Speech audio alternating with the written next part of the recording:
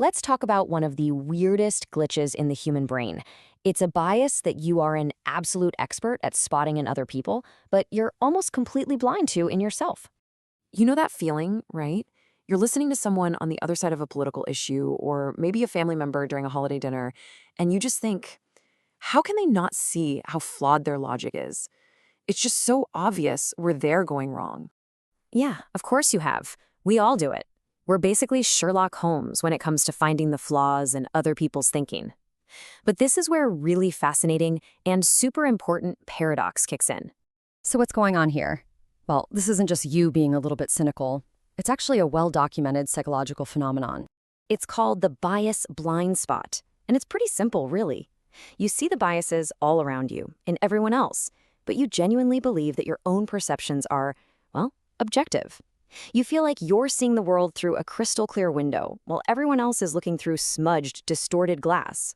And listen, this isn't just some vague theory. It is incredibly robust. Scientists have found it for over 50 different kinds of biases. It starts showing up in kids when they're about 7, and you can find it in cultures all over the globe. But here's the real kicker. You'd think that being smarter, more analytical would protect you from this, right? Nope. The research actually shows the opposite. People with higher cognitive abilities often have an even bigger blind spot. So if we all have this thing, it's a universal part of being human, why can't we just, look inside our own heads and find it? Well, the answer tells us something pretty mind-blowing about how our brains actually work. I mean, why is it a blind spot? When you try to look inward to really examine your own thoughts for any sign of bias, what do you find? Let's be honest. The answer is usually nothing. This quote from the psychologist George Miller really hits the nail on the head. Think of your brain like a factory. You get to see the shiny finished product, the opinion, the decision, as it rolls off the assembly line.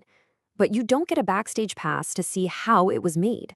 All that messy, complicated, and often unconscious machinery, it's completely hidden from you. And that is the absolute key to all of this. We simply cannot watch our own minds at work. So when you ask yourself, hey, was that decision I just made biased? It's like you're shining a flashlight into a room that has no windows and no doors. You look around, you see nothing, and you conclude, great, my thinking must have been totally pure and objective. So since it can't see the how, your brain does something really clever. It becomes a brilliant storyteller. It just invents a logical-sounding why. It weaves this plausible narrative for why you made a decision, and the craziest part is you are completely convinced that this story is a true memory of your thought process. Okay, check this out. A classic experiment shows this perfectly. People are brought into a room with 2 cords hanging from the ceiling, just far enough apart that you can't grab them both at the same time. Most people are totally stumped.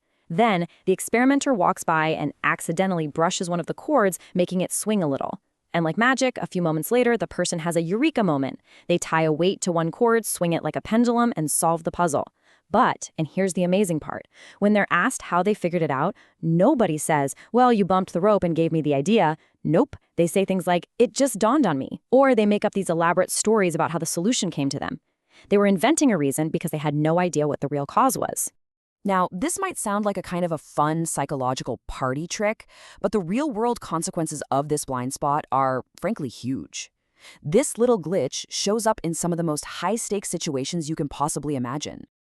Let's just take forensic science. In a big survey, a whopping 71% of forensic examiners said, oh yeah, cognitive bias is definitely a problem in our field. But then, when asked, okay, is it a problem in your own work? Suddenly, crickets. The number plummets to just 26%. That massive gap you see there, that's the bias blind spot in action. And once you start looking for it, you see it everywhere. Medical students will admit that gifts from drug companies probably influence other doctors, but they swear it doesn't affect their own decisions. In a courtroom, jurors will promise the judge they can remain objective, but they're still powerfully influenced by information they were specifically told to ignore. And in politics, oh boy. This is like throwing gasoline on a fire. We tend to assume that our own political views are based on facts, logic, and reason.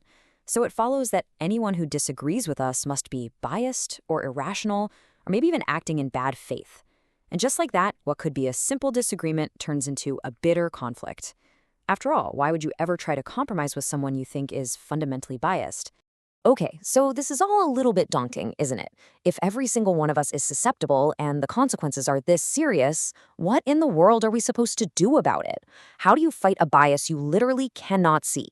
Well, the most common strategy is also the most useless one. It's just deciding, okay, from now on, I will try harder to be objective.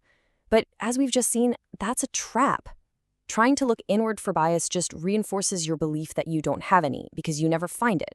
It's a vicious circle. So we have to stop trying to overpower our own brains. The solution isn't to try harder, it's to think wiser. We need to use strategies that are smart about the psychology of the blind spot itself.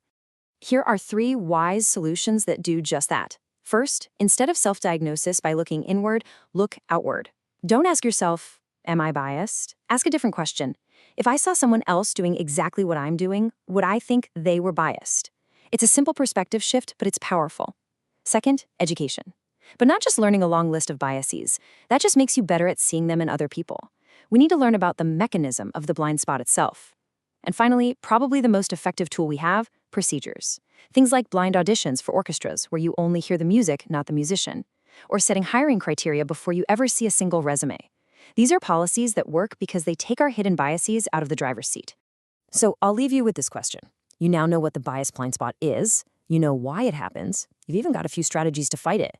But is that enough? You see, the research shows that just learning about a bias often doesn't make us any better at controlling it in ourselves. Sometimes it just makes us even more confident that we see it in others. So the real challenge isn't just knowing all this, it's remembering that it applies, most of all, to you.